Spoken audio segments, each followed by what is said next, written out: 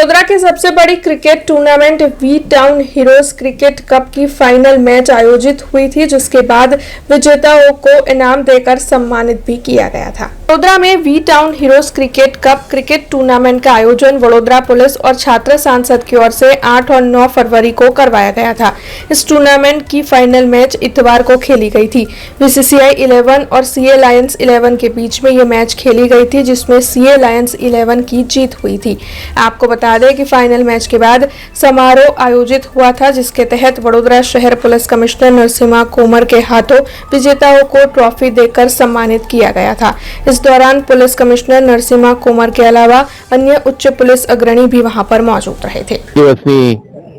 વી town heroes cricket કપના અંતે આજે જે વિજેતા ટીમ છે એમને વડોદરા શહેર પોલીસ અને આખા આયોજકો તરફથી ખૂબ ખૂબ અભિનંદન પાઠવું છું। 2 દિવસ ચાલેલા આ કાર્યક્રમ હું માનું છું કે જે સાયબર અવેરનેસ, ડ્રગ મુક્ત વડોદરા શહેર, માર્ગ સુરક્ષા અને મહિલા સુરક્ષાના જે મેસેજ સાથે આપણે શરૂ કરી, જે પાર્ટિસિપેશન, જે સ્પિરિટ અને જે ઉત્સાહથી આ કાર્યક્રમનું આયોજન થયું, હું માનું છું કે આજે જીત સાથે આપણે આ મેસેજ પહોંચાડવામાં પણ સફળ થયા એવું માનું છું। આભાર।